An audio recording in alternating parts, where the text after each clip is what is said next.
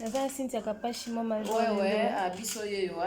En tout cas, demeure officielle. Hein? Oui, demeure officielle, vous s'abonner massivement. Bissoye, ma maman est talo.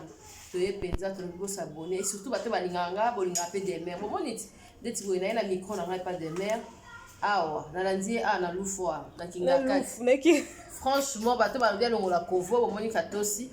Avant, tu vas périr. Va périr, kanani. Vanessa Airwick. Vanessa Airwick. Vanessa Airwick, on va vrai naturel. Donc, à la Belgique, on a la ville, c'est pas beau bengai. Na mon yo bandi le 8 mars. Et nga banzon déjà. Ma vanne. En tout cas, ba reço bébé, ba to ba périr, ba fille bébé, ba périr ka qualité. Pour aba périr comme on tient na muteko ko koya na ebite bo sala biso na simanda ko tondeni.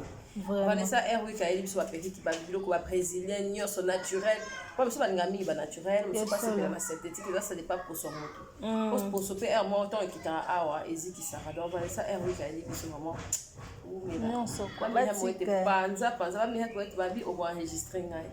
Na keba na yo o enregistrer ngai. Batika molima okabola ba. Kolo enregistrement koko ko tu ya ba enregistrement. Mozali sa ba enregistrement. Mozali. Azwa zéro. Pardon, moi s'abonner la demande officielle pour toi nous na masolo moi bandika. Moi s'abonner massivement pour nous moni kuna 7 mois déjà biso to kangisa ya ba abonner ba kanga ya ba abonner c'est que lala. Donc quand tu es là, pour ça il faut kaka. Biso to comme na 40 000 mais la champagne 7 mois. Donc etikali bateau ne soit ngara demer niangi et surtout major si tu rapache na bande nous déjà la mois de la femme. Pour s'abonner massivement na demer officielle. Yé mon mapa français. Na ça bino lobi bolo ba ona no ba français ah. Ici, na demande officielle, nous s'abonner massivement. Et ça, la vieille reportage doit annoncer que le bacan de Bélé. Le savoir ne ment pas. Ah oui. Ah oui.